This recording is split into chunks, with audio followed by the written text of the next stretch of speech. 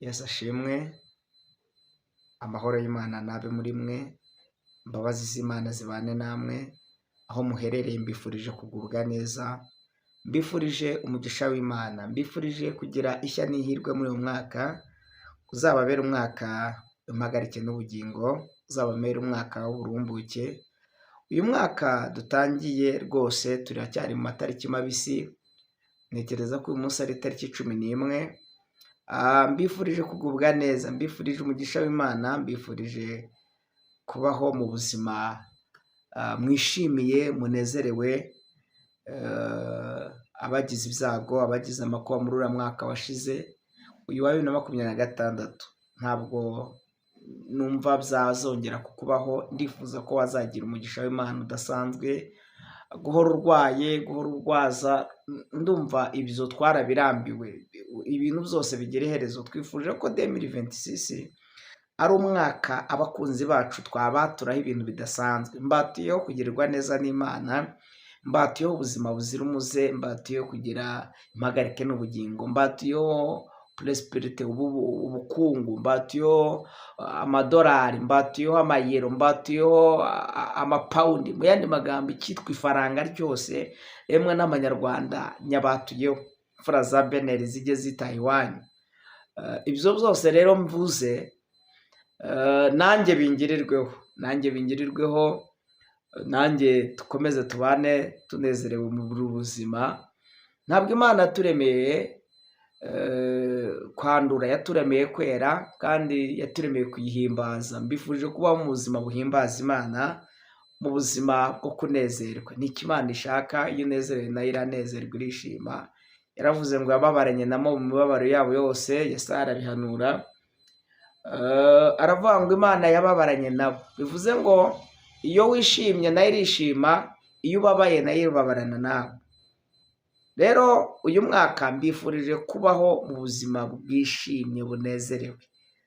Nubwo ubuzima bw'isi bidakunda 100%, ariko Yesu azatubabarire aduha ubuzima bwiza, kuko uyu mwaka wa 2025 watubereye umwaka mubi pe. Kuri jye wambereye umwaka mubi. Ndabyibuka mu kwezi kwa 11 gusingira ukwa 12, iwanjye ntitwasohokaga mu nzu, yaba madamu yaba abana, emwe nanjye twararwaye kugera ku kigero. Hari inkorora yateye, nagize ngo twajwemo na covid. Narwaye inkorora, madamu inkorora, abana inkorora. Noneho nkibaza, ibi ni ibiki bitubayeho? Cyari ikintu kimeze nk'icyorezo. Wenda nubwo utayirwaye ariko warayirwaje, cyangwa umvise abayirwaye, ariko hari inkorora iduciye mu maso. Rero Umwami Yesu adutabare kandi atugenderere. Ibyatubayeho, ibyago n'amakuba twagiye tugira, Imana itubabarire. Uyu mwaka Imana ibiturinde. Twabuze abacu, jye napfushije muzehe data bukwe, yaratabarutse, kandi nabuze abavandimwe bagiye batandukanye. Hari inshuti twari tuziranye zagiye zitabaruka. Mu yandi magambo watubera umwaka mubi, ariko twifuje ko Imana yatugirira neza, nibuze uyu mwaka akagira impinduka ziba. Imana rero iduhana umugisha, kandi ndabizi neza ko Umwami Yesu azabana natwe. Reka suhuza abavandimwe bari bwota amasimbi, abari muri Amerika, Asia, Oceania na Australia, Afurika. Mbifurije kugirwa neza n'Imana. Nimvuga Afurika harimo Abanyarwanda, Abakongomani, Abarundi, Abatanzania, Abaganda. Ngeze ntimwasuze burungi. Abaganda nje bagaranyo, ndabakunda cyane, kandi mwese muri rusange Imana ibahe umugisha. Katonda yebaziwe, Imana ihimbazwe. Ndagira ngo dutangire dusenga Imana, twumve ijambo ry'Imana. Maze iminsi ntameze neza, ariko hamwe n'Imana izabana natwe, ndabizi. Reka dutangire dusenga Imana, twumve ijambo ry'Imana, twumve icyo Imana ivugana natwe. Turagushimiye Mwami Yesu, tugushimiye umwanya mwiza uduhaye. Tugushimiye kuri Imana mva gusenga, tugushimiye kuri Imana ibeshaho. Habwa icyubahiro. Tugiye kuganira n'abantu ba ijambo ryawe. Ndasenze mu kwizera kugira ngo iri jambo rigere kure, imbaraga z'Imana ziganze, igitinyo cy'Imana kibe kuri twe. Turinde umubu, turinde abadayimoni, turinde imyuka mibi. Uyu mwaka dutangiye 2026, uzabane natwe, kandi bitaragenze neza muri uriya mwaka, reka umwaka bigende.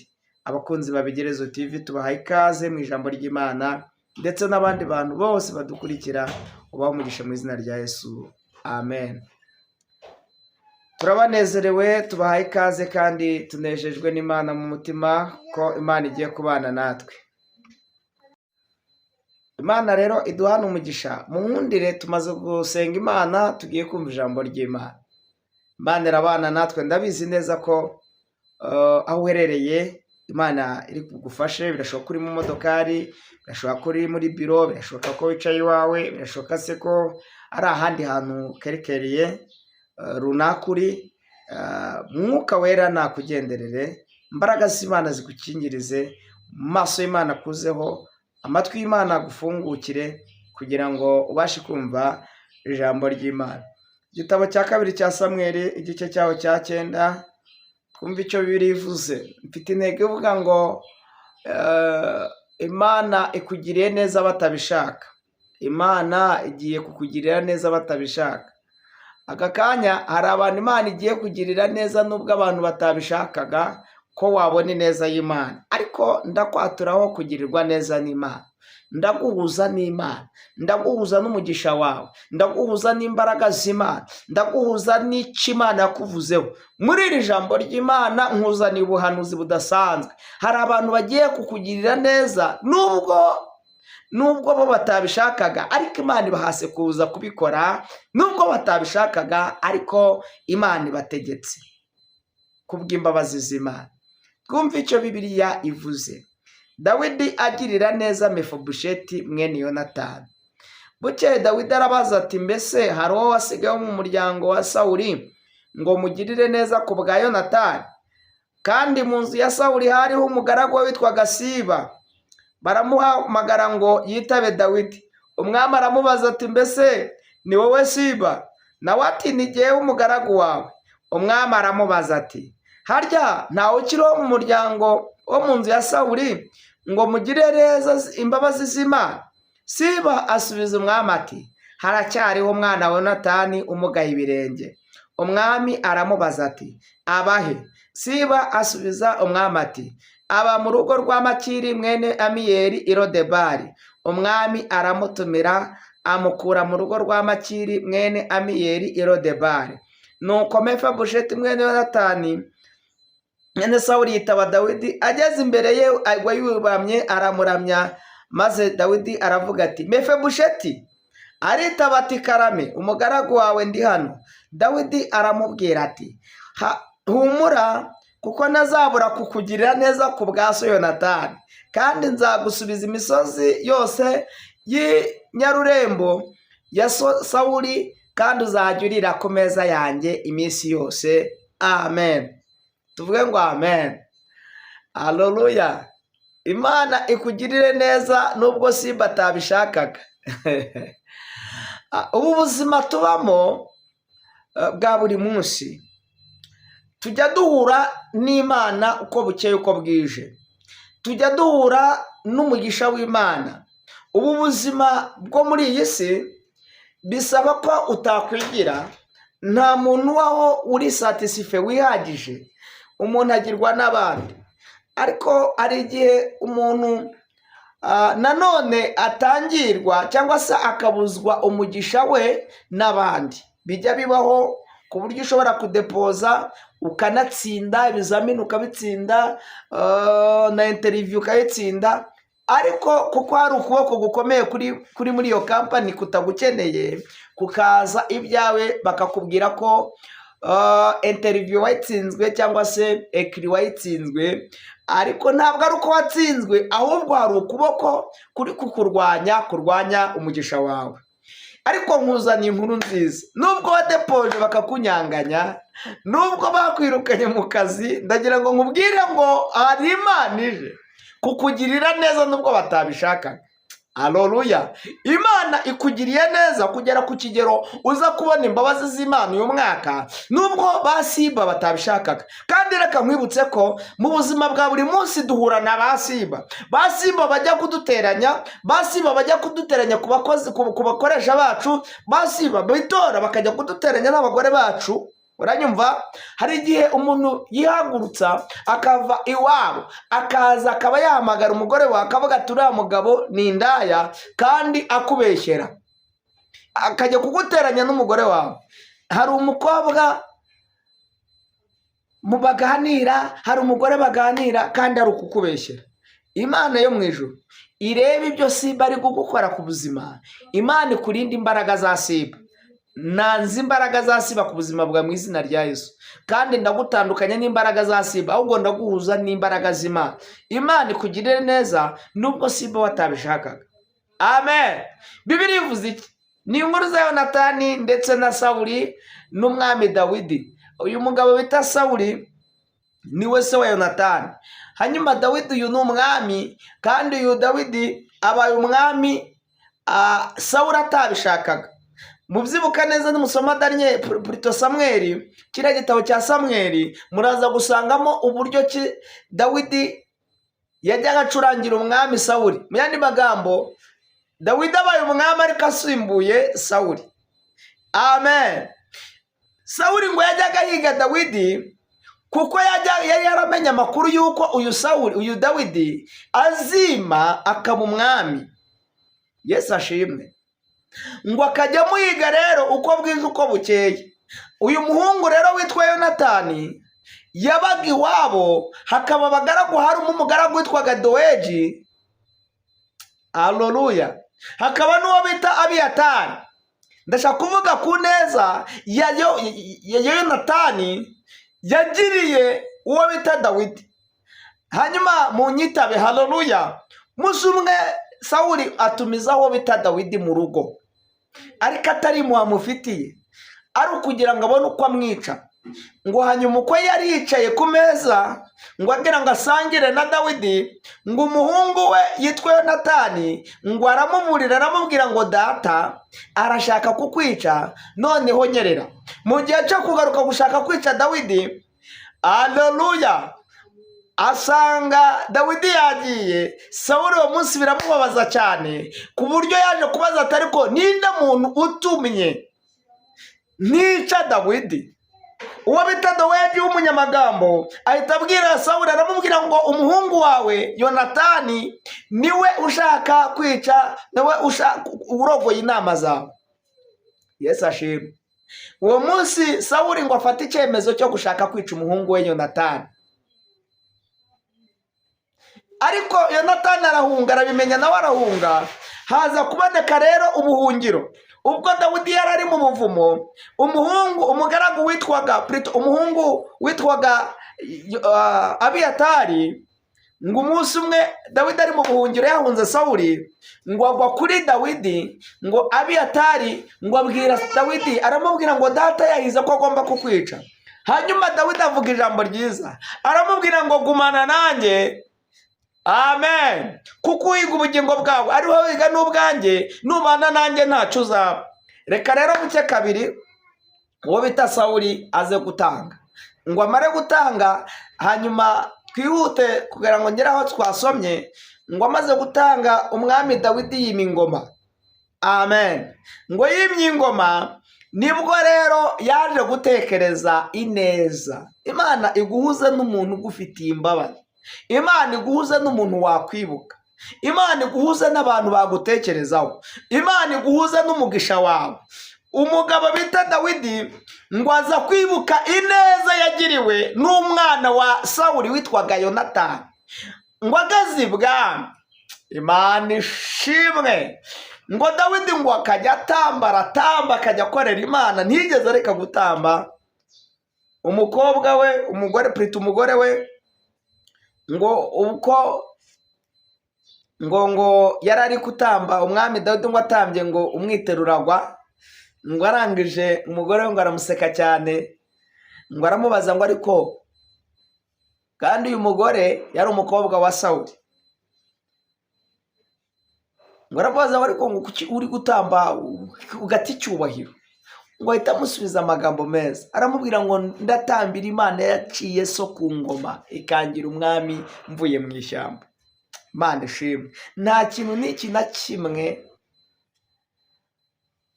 cyatuma udatambira Imana, nta kintu n'iki na kimwe cyatuma udakorera Imana. Uwo waba uri wo wese utegetswe gukorera Imana, yadukuye ahantu habi. Hanyuma Imana ishimwe, igihe kiragera Dawidi yibuka ineza yagiriwe na Yonatani, ngo akoranye inama abaza abari aho mu rugo. Hari umugaragu witwaga Siba wakoraga ibwami kwa Dawidi. Ahamagaza abantu bose bari mu rugo arabaza ati nimumbwire, nta gakuru Imana igutekerezeho iguhuze n'umugisha wawe. Aka kanya ndumva naguhanurira ijambo rivuze ngo Imana iguhuje n'uwawe, Imana iguhuje n'uwo wabuze, Imana iguhuje n'umugisha wawe, iguhuje na papa wawe wari warabuze, iguhuje na mama wawe wari umaze igihe waramubuze, iguhuje na ba nyogosenge. Imana igutekerejeho, ikoze ikintu gikomeye ku buzima bwawe. Muvuge ngo amen. Aho uri vuga ngo amen. Haleluya. Imana ikora ikintu cyiza, igenderera umutima wa Dawidi. Dawidi atekereza kuwa bita Yonatani, niko gukoresha inama rero mu rugo rwe. Aravuga ati ndashaka kumenya amakuru, rero uyu mwana ninde, nibuze nta kasige arasige, nta wabasige mu muryango nibuze wa Sawuli, ngo mbe namugirira neza ku bwa se, ku bwa Yonatani. Imana ishimwe. Hanyuma Siba avuga amagambo meza, ariko kandi nayo arimo ikintu cyitwa ubugome ukuntu.